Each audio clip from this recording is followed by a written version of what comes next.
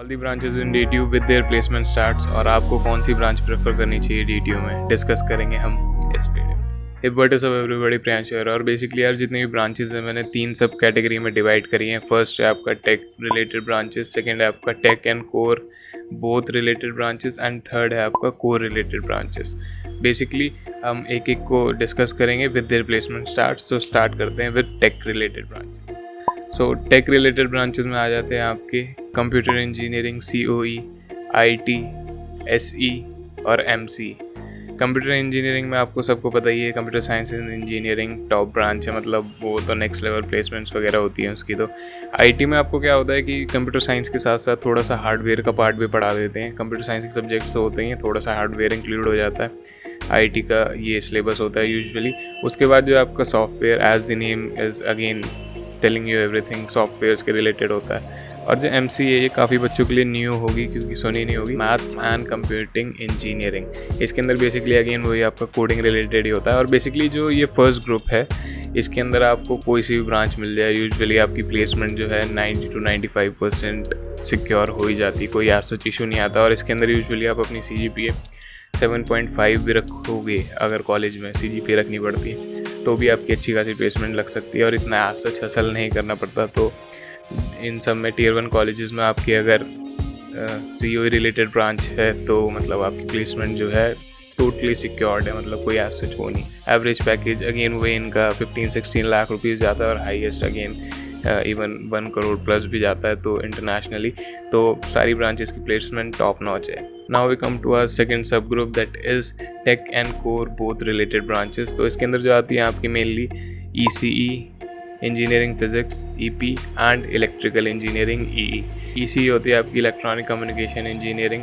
ये बेसिकली दोनों को मिक्स करके मान लो आप ब्रांच, इट्स लाइक की जो आपकी कोडिंग है और जो आपका इलेक्ट्रिकल का पार्ट है, दोनों को अगर आप मर्ज कर दोगे तो ECE बन जाती है बेसिकली।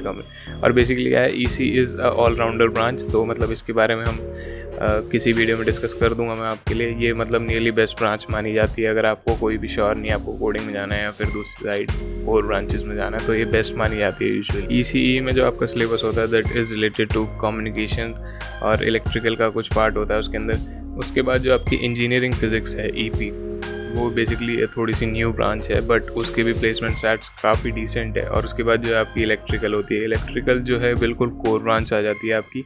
और इसके अंदर थोड़ा सा मतलब हेक्टिक हो जाता है, ओवरऑल जो सिलेबस है वो भी थोड़ा सा टफ रहता है। अगेन जो इनकी टेक कंपनीज़ की अगर हम बात करें तो नियरली सबको ही अलाउ करती हैं ये। मतलब आप ये मान के चलो अगर आपके पास EP तक ब्रांच है, EP से डाउन नहीं, EP तक मतलब EC, इलेक्ट्रिकल, EP और COE रिलेटेड ब्रांचेस, तो आपकी जो है टेक कंपनीज़ नियरली आपको सभी अलाउ कर देती हैं। और इन सेकेंड ग्रुप में जो है नियरली आप मान के चलो 80 to 90% जो है टेक कंपनीज़ वो अलाउ करती हैं इन्हें बैठने के लिए। बस जो कंडीशन होती है कि आपकी जो CGPA है वो 8.5 के आसपास होनी चाहिए। और अगेन थोड़ा सा हसल ज़्यादा मानना पड़ता है इन मतलब ये जो 3 आपकी जो ब्रांचेस हैं टेक कंपनीज़ के लिए, क्योंकि इनके अंदर आपको कोडिंग भी साथ के साथ अपनी मैनेज करनी पड़ती है और आपके जो कोर सिलेबस है उसे भी मैनेज करना पड़ता है। तो थोड़ा सा डिफ़िकल्ट हो जाता है, लेकिन EP तक आपको ठीक ठाक टेक कंपनीज अलाउ कर देती है और इनके प्लेसमेंट स्टार्ट्स अगेन वही 12-13 लाख के आसपास एवरेज पैकेज जाता है। So now we come to a third sub part that is core branches. Although जो इलेक्ट्रिकल है वो भी कोर ब्रांचेस में आती है बट उसके अंदर टेक कंपनीज थोड़ा सा ज़्यादा अलाउ करती है। दैट्स द रीज़न मैंने वो सेकंड सब ग्रुप में रखी।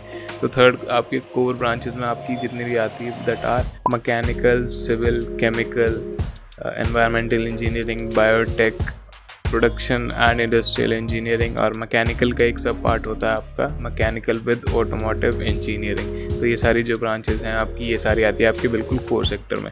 और यार एक चीज़ आपको समझनी पड़ेगी, ऑल्दो जो DTU की मैकेनिकल है that is considered to be one of the best among all the top colleges, but जो प्लेसमेंट है इतनी खास नहीं होती है कोर ब्रांचेस की, बिकॉज कंपनियाँ इतनी नहीं है जितनी टेक में है। तो इस चीज़ का आपको ध्यान रखना पड़ेगा। और मतलब प्लेसमेंट स्टार्ट्स वही अगेन एवरेज आपका मान के चलो अब 8 to 9 to 10 लाख के आसपास इनका एवरेज जाता है। और बहुत सारे बच्चे अनप्लेस भी जाते हैं, बहुत सारे अपनी गवर्नमेंट एग्ज़ाम्स की तैयारी करते हैं, IAS वगैरह, IES कह रहा हूँ मैं, IAS नहीं कह रहा, इंडियन इंजीनियरिंग सर्विसेज। तो इसके अंदर कुछ ब्रांचेस अलाउ होती हैं आपकी कोर, और बाकी बेसिकली मतलब ये रहता है ओवरऑल। और जो आपकी बिल्कुल ही डाउन ग्रेड जो ब्रांचेस हो जाती हैं आपकी एनवायरमेंटल और केमिकल मतलब आप छोड़ सकते हो, एनवायरमेंटल और आपकी बायोटेक, इन 2 ब्रांचेस में तो नियरली यार जो आपकी प्लेसमेंट्स है वो 20 to 25% ही रह जाती है ओवरऑल बच्चों की। और मतलब ये भी नहीं कह रहा कि बिल्कुल ही नहीं होती, बट बहुत कम होती है, क्योंकि इनके तो कंपनीज़ नियरली नेग्लेजिबल होती हैं और टेक कंपनीज़ भी बहुत कम अलाउ करती। तो इसमें ज़्यादातर बच्चे आपकी हायर स्टडीज़ वगैरह के लिए ही जाते हैं। और ओवरऑल मतलब यही सारी जो ब्रांचेज़ है, तो बेसिकली जो आपकी टेक कंपनीज़ हैं वो ज़्यादा अपना आपका जो अमाउंट है पैकेज वगैरह वो देती हैं, और कोर में मतलब बहुत डाउन। इनमें जो बच्चे प्लेस होते हैं वो वही आपकी कंसल्टेंसी वगैरह की कंपनीज़ में होते हैं, उनके भी पैकेज अगेन वही 8 to 10 लाख के आसपास ही रहते हैं। और मतलब टेक कंपनी से आप कंपेयर नहीं कर सकते, बट फिर भी इन कंपैरिजन DTU की प्लेसमेंट्स काफ़ी डिसेंट है और कोई ऐसा इशू नहीं आता है। मतलब 10% बच्चे तो यार हर जगह होते हैं जो अनप्लेस जाते हैं, तो उनका आप एक्सक्लूड कर दो, बाकी अगर देखा जाए तो ओवरऑल काफ़ी डिसेंट है आपकी प्लेसमेंट वगैरह। तो बेसिकली यार यही मेन ब्रांचेस थी। 1-2 ब्रांच शायद मैंने एक्सक्लूड करी है, वो जानबूझ के, उसे आप इग्नोर कर देना। और बाकी जो है आपकी जितने भी आपके डाउट्स वगैरह हैं सब कमेंट सेक्शन में पूछ लो, और वीडियोस के सजेशंस दो आगे किस टॉपिक पर बनानी चाहिए, और रिलेटेड टू कॉलेजेस ही बताना। मतलब अब JEE वगैरह के रिलेटेड थोड़ा सा एक्सक्लूड ही करो, क्योंकि जो मेन परसेंटाइल थी वो अब तक आ चुकी होगी ज़्यादातर बच्चों की। और अब कॉलेजेस वगैरह का अपना रिसर्च वगैरह शुरू कर दो। That's basically a big brother recommendation. बाकी जो आपका टेलीग्राम का चैनल है उसका लिंक डिस्क्रिप्शन में दिया है, उसे जाके पॉजिटिवली ज्वाइन कर लो। वहाँ पे सारी अपडेट्स आपको बहुत जल्दी मिल जाती हैं, और कब आपकी वीडियो आनी वो सब आपको अपडेट्स मिल जाएंगी। तो डू ज्वाइन दैट, और बाकी चैनल को सब्सक्राइब कर लेना, बेल नोटिफिकेशन ऑन कर लेना फ्यूचर अपडेट्स के लिए, और वीडियो को लाइक भी कर देना और शेयर कर दो अपने दोस्तों के साथ। बस इसी के साथ keep hustling, keep studying. This is Priyanshu.